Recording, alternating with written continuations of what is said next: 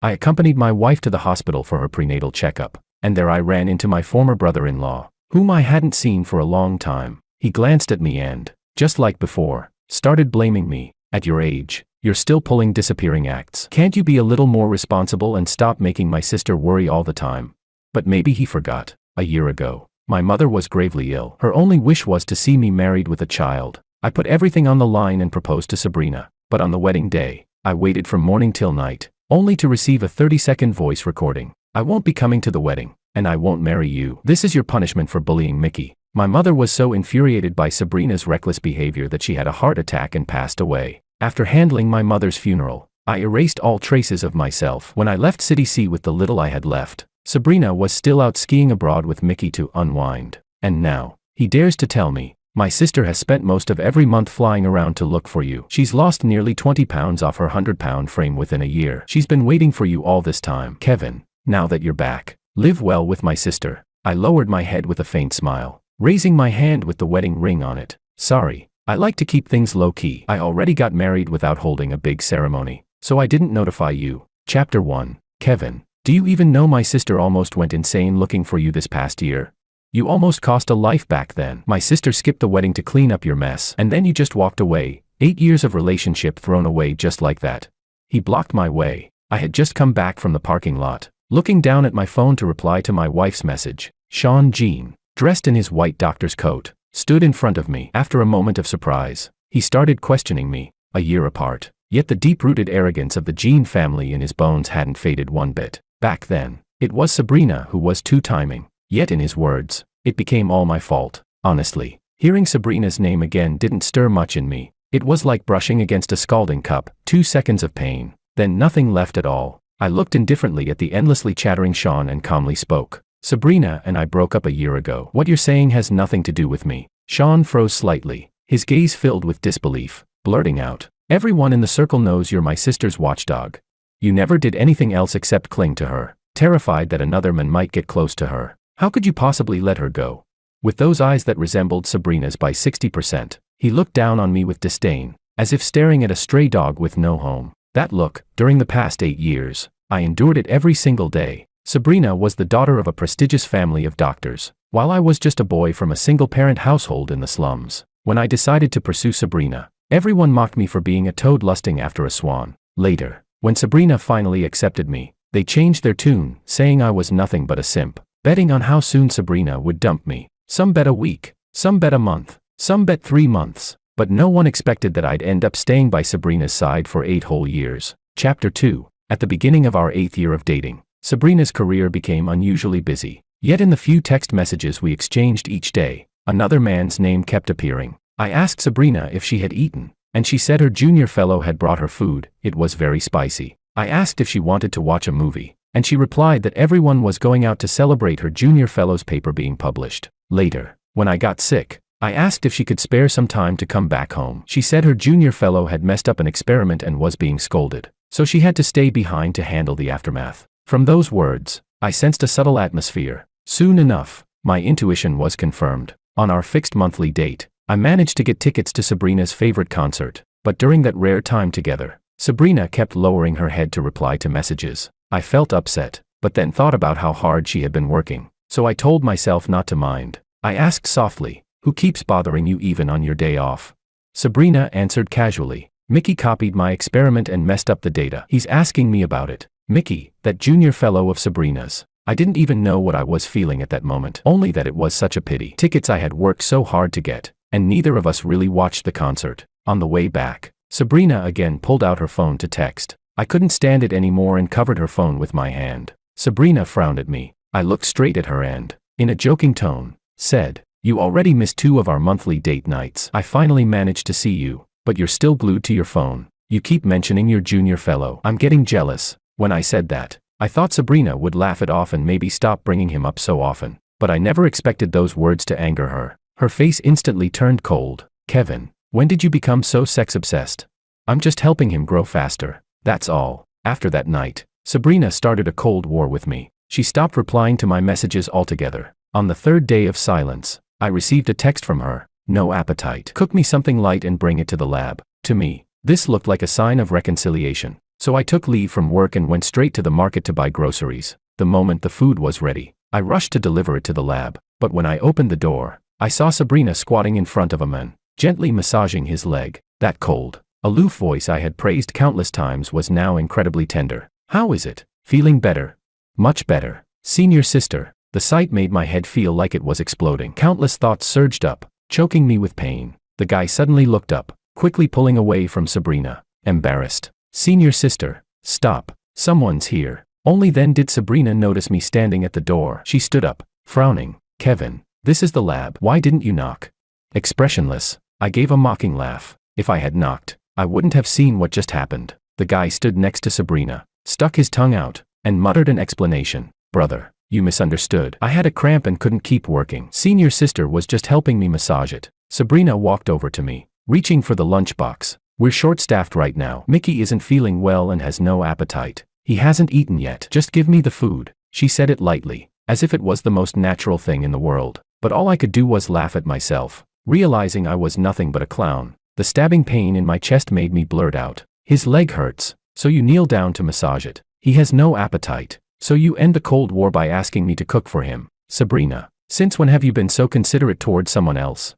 I thought I was shouting with all my heart, but my voice came out hoarse, barely audible. Sabrina, on the other hand, didn't think she was wrong at all. She replied coolly, "Mickey is an irreplaceable member of our team. If he's in good condition, our research can move forward faster. Can you stop forcing your complicated notions about men and women onto us?"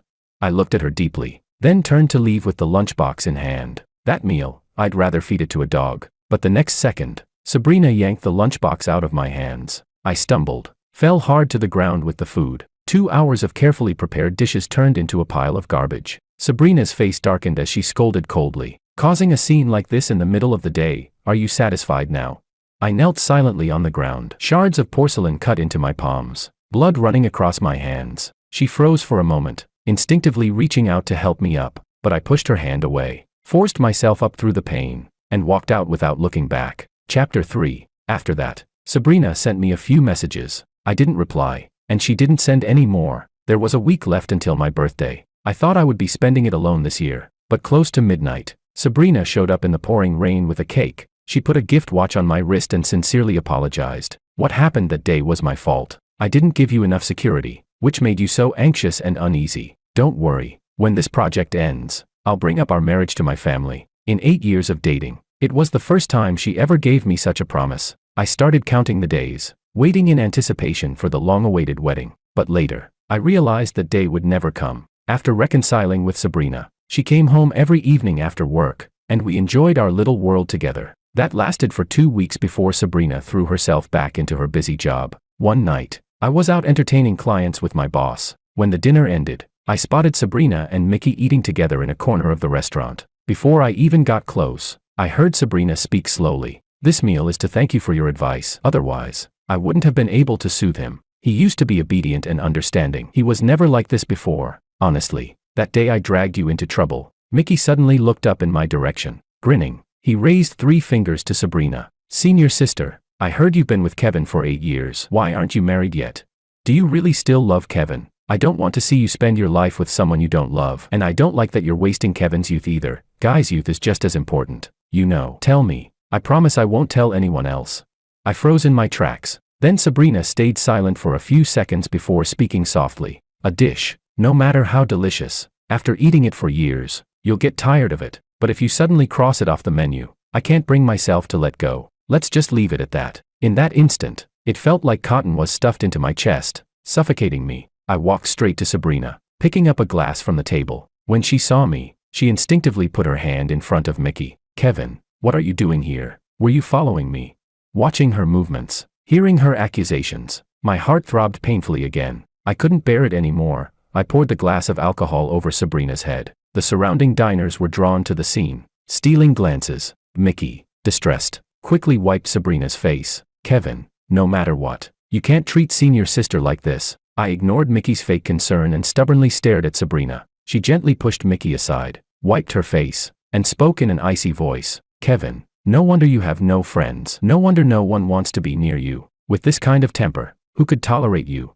The glass slipped from my hand and shattered on the floor. I had never imagined Sabrina would one day scold me for another man's sake, nor had I imagined she would take my painful memories and turn them into a blade against me. When I was young, my father cheated and then drowned in the sea with his mistress. My mother, with her frail shoulders, raised me on her own. But growing up poor in a single-parent family, with parents working ordinary jobs, became the source of my bullying. After school, I was locked in the bathroom as a cruel prank. Sabrina appeared before me like a goddess, saving me. As she passed me, she said, "Don't blame yourself for other people's mistakes." But now, she had torn apart those very words herself. Looking at Sabrina, my tears suddenly fell, streaming uncontrollably, but without even sparing me a glance. She left the restaurant with Mickey. Chapter 4. On my way back, I received a call from the hospital. I learned that my mother's condition had worsened. She had already been rushed into the emergency room. I couldn't afford to grieve. I told the driver to turn around and sped to the hospital. My mother temporarily escaped danger, but the doctor said that episodes like tonight's would keep happening, and my mother probably had only 1 month left to live. I stayed by her hospital bed, my eyes swollen from crying. My mother gently stroked my hair, just as she always had. "Son, don't cry. It's a good thing if Mom goes, then I won't be a burden on you anymore. My only regret is not being able to see you get married and start a family." I wiped my tears, held her hand tightly, and said with all seriousness, "Sabrina already promised to marry me. I was planning to tell you the good news in a few days. Mom, don't worry. I'll make sure you get to see me marry with your own eyes." Leaving the hospital, I immediately called Sabrina. No matter what had happened between us before, all I hoped was that this time she would cooperate with me. But I didn't know then, this was a decision I would regret for the rest of my life. As soon as she picked up, I rushed to speak. "Sabrina, let's get married sooner. My mom's condition has worsened. I want her to leave this world peacefully." On the other end, Sabrina stayed silent, saying nothing. A sinking feeling hit my heart. My voice trembled. "Sabrina, you don't want to?" She didn't answer me. Instead, she asked a different question. "Do you know Mickey tried to jump off a building yesterday?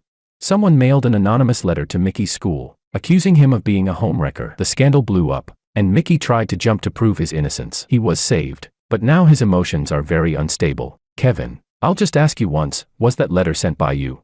I was shocked. Then I understood, disbelief overwhelming me. "Sabrina, you think I sent that letter? We've been together 8 years. Don't you know what kind of person I am?" I was furious. So wronged it drove me to madness. But Sabrina's voice remained unnervingly calm. "If it wasn't you, why are you getting so worked up?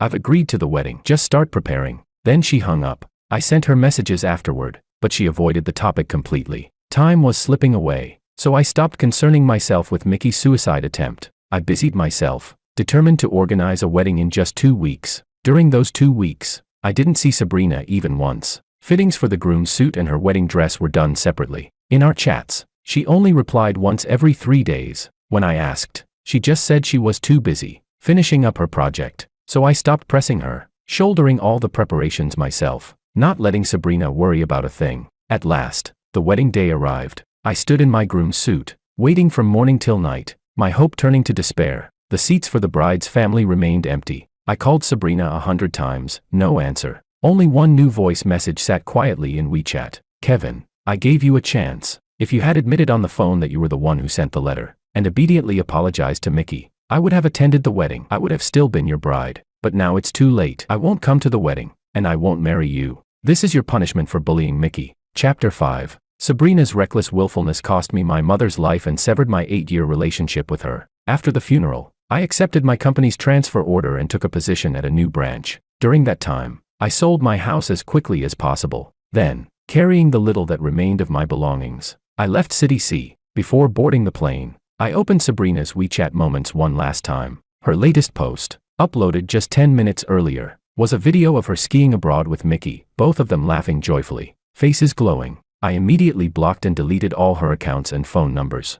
Blinking, I snapped back to the present, tossing those painful memories behind me. In front of me, Sean saw that I wasn't responding and sneered. "Kevin, you're almost 30, aren't you? Still acting like some character from a novel, disappearing without a trace. You've been hiding for nearly a year now, just to make my sister pity you and agree to marry you again, haven't you?" Hearing that, I froze for a moment, then suddenly burst out laughing. I raised my hand, waving it in front of Sean. "Sorry, I like to keep things low-key, so when I got married, I didn't throw a big wedding. Don't overthink it." The glittering diamond ring stunned Sean into blankness. Then, realizing what I had just said, his expression turned hideous. "What did you just say? You're married?" Kevin, how dare you? How are you going to explain this to my sister? Seeing that he couldn't understand plain words, my smile faded. The ENT department is on the 3rd floor. The elevator is right there. Why don't you go down and get yourself checked? If there's nothing else, I'll be leaving. My wife is waiting for me. I was about to walk away when Sean tried to block me again. I shot him a cold glare. Sean, if you keep pestering me, I'll call the police. I didn't lower my voice when I said it, so the family members waiting in the corridor turned their heads to look. Sean quickly released me. I took 2 steps forward and suddenly saw a familiar figure, one hand resting on her belly, smiling. I waved and called out, "Wife," before hurrying over, carefully supporting Alice. "How are you? What did the doctor say?" "The doctor said everything's normal, told me to rest and wait for delivery." "What about you? How's the car? What did the traffic police say?" "When we came to the hospital today, the parking lot was full, so I had left the car outside. Later, I got a call from the traffic police. Someone had crashed into my car. It was a kid, just a scratch on the paint, but the kid's parents insisted it was my fault for parking outside. Then the police checked the surveillance and found it was clearly their son." Alice sighed and stroked her belly gently. "Sweet daughter, don't you ever become like that bratty kid, okay?" I laughed, squeezing her hand gently. "And how do you know it's a girl?"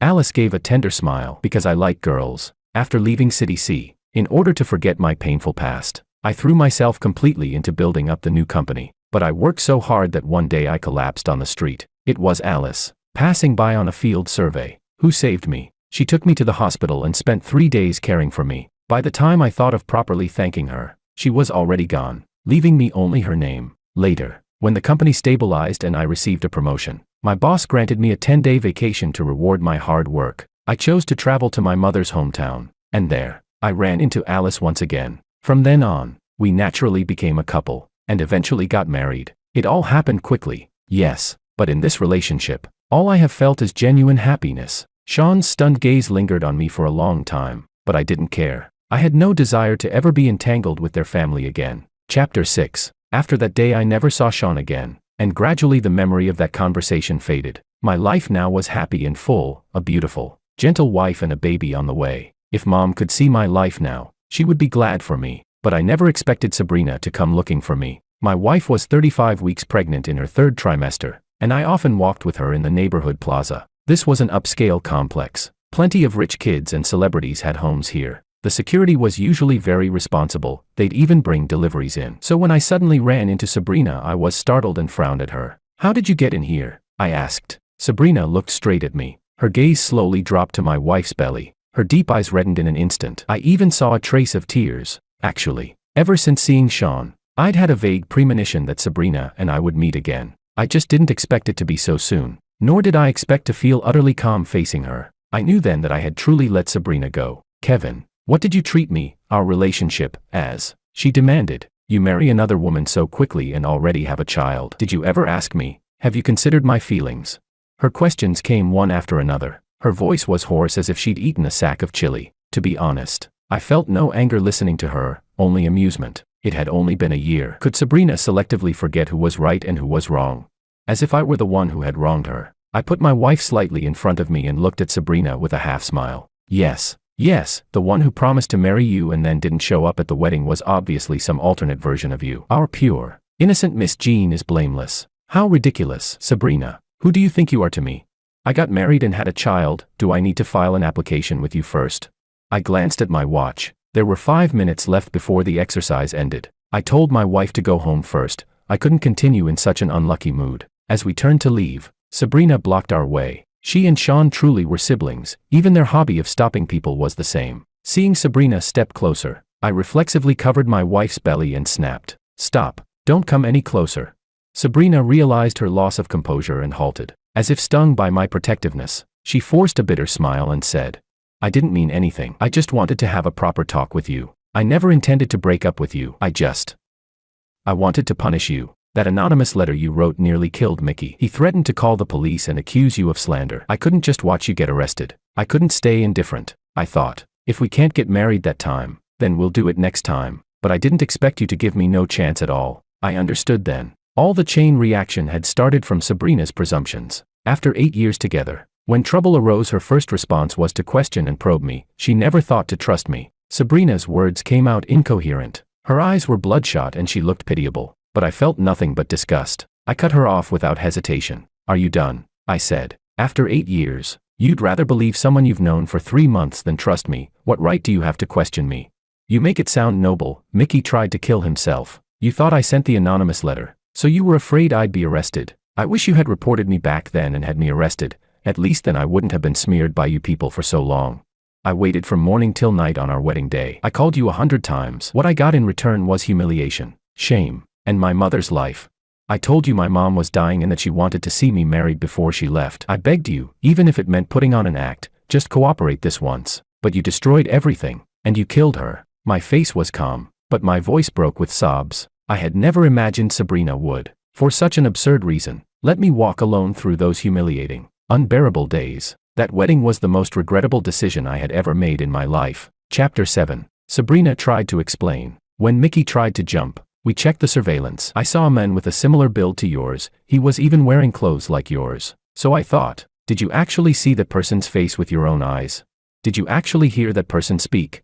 Sabrina went pale and shook her head. I was furious and hurt. There are so many people with similar builds, and so many people wear the same clothes. You put those two things together and think I would grandly send that letter? Don't you find that strange? Don't you think someone deliberately arranged for you to see that? I can't believe you didn't consider that. Yet you stubbornly pinned the blame on me with not a shred of evidence. Compared to me, someone you've been with for 8 years and are tired of, you prefer your younger junior fellow. So all you can think about is getting justice for him. Sabrina seemed about to argue, but I cut her off immediately. Don't deny it. Our wedding was ruined. And when I left City C, you were in Switzerland skiing with Mickey, weren't you? That's it. I don't want any contact with you. Please leave. Hearing that, Sabrina staggered for a moment, then steadied herself and slowly shook her head. No, I came here today to take you away. I admit I was wrong before. Let me take care of you from now on. Kevin, let me make it up to you. I stepped forward and slapped her hard. Sabrina wore the bright red fingers marks and forced a smile. If hitting me makes you feel better, if it will make you forgive me, then hit me more. No, one slap is already disgusting enough. If I hit you again, this hand would be useless. I took a wet wipe from my small bag and, in front of Sabrina, cleaned each finger one by one. Watching that, Sabrina's eyes stung. Kevin, do you really want to be so distant with me? She asked. I still love you. Just get a divorce and I'll accept you and your child. I'll raise her as my own. I gave a cold laugh. Sabrina, you're full of hot air. What use are your promises? I took out my phone and called property management to have Sabrina escorted out. Seeing how merciless I was, Sabrina's voice trembled as she called my name. I ignored her. Security soon arrived and led Sabrina away. Watching her being taken with her arms restrained, leaving in such an embarrassed state, I turned my gaze away calmly. Later, the head of community security came to my door carrying a small fruit basket to explain. Sabrina had been able to get in because she bribed a new security guard. That guard had since been dismissed and will never be hired again. On the way home, Alice gripped my hand anxiously. Honey, are you okay? She asked. I thought for a moment and decided to tell her that Sabrina had come by. Alice and I had only known each other for about a year, but she was sincere and wholehearted. She held nothing back with me. 1 month into our relationship, I saw a post about counting moles and, curious, asked Alice how many moles she had. Blushing, she leaned in and told me the number. Later in bed, when she was in a playful mood, she'd excitedly point to the moles on her shoulder and chest and make me count them. Once I'd counted them all, she'd cuddle me and act spoiled. Honey, I would never lie to you, she'd say. Alice always knew about my 8-year relationship. I had briefly told her what happened before. She held me and said we would have many more 8-year stretches together. I was someone who needed affection. Alice had helped me recover from the double blow of losing my mother and my breakup. Alice was undeniably important. Chapter 8. After what happened today, Alice furrowed her brows and began packing clothes. Seeing her suddenly rushing about, I asked, "What are you doing?" Alice's face was serious. "Honey, I'm afraid that woman will come disturb us again. Let's move to my parents' place. They've been urging us for a while, and besides, there are maids, helpers, and security there. She wouldn't be able to get anywhere near you." Seeing her acting as if we were facing a great enemy, I stepped forward and pinched her cheek. "What are you afraid of? She doesn't dare do anything to me. And so what if she comes? If she comes once, I'll drive her away once." But in the end, I still went with Alice, bringing the maternity bag back to her family home. My father and mother-in-law were delighted at our arrival. Even Alice's eldest brother, always busy and in control of the family business empire, came home for a visit. We lived very comfortably there. Only occasionally did I receive messages from the neighborhood manager on my phone, saying someone was looking for me. I knew who it was. I simply told the manager to drive her away. At 38 weeks pregnant, Alice's checkup showed reduced amniotic fluid, and the baby might be in danger. A date was set for an early C-section. When the surgery was done, our daughter was born. I watched in bliss as Alice nursed the baby, her parents surrounding her, their faces filled with delight as they gazed at the newborn. Looking at that scene, I felt like I had been reborn. On the third day in the hospital, I went downstairs to pick up medicine. When I returned, I heard a sudden uproar in the ward. Alice and Sabrina were fighting. Nurses stood anxiously nearby. Several patients' family members tried to intervene but couldn't get in between them. I stared in shock and shouted for them to stop. The moment Alice heard my voice, she froze and released Sabrina. But Sabrina took the chance to slap Alice hard across the face. Alice winced in pain, baring her teeth, then looked at me with aggrieved eyes. I couldn't take it anymore. I strode over to Sabrina and slapped her twice. This slap is for my wife. This one is for myself. My wife just gave birth, and you dare come disturb my peace. Sabrina, where are your manners?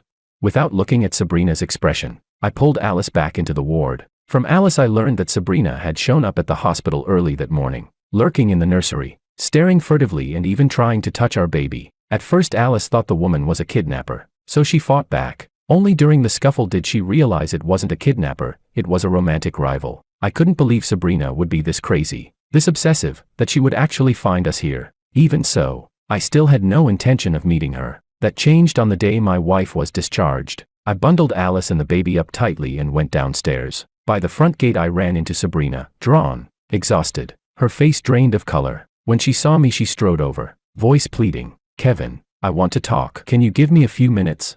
I decided it was time to have one serious conversation with Sabrina. If I didn't deal with this, who could stand being disturbed like this again and again? I glanced at Alice. She held the baby and gave a disgruntled little huff. "Go ahead. I'll wait here." A few meters away, Sabrina looked years older than the last time I'd seen her, a few white hairs showing at her temple. I couldn't say I felt anything but that she deserved it. I looked at her seriously. "Sabrina, I hope this is the last time we talk. I told you, I have my own life now. Stop clinging to the past. I never wronged you. Your stalking and harassment are no different from torturing me." Sabrina's eyes were rimmed with red, her lips pale as she hurried to speak. "Kevin, is there really no chance for us?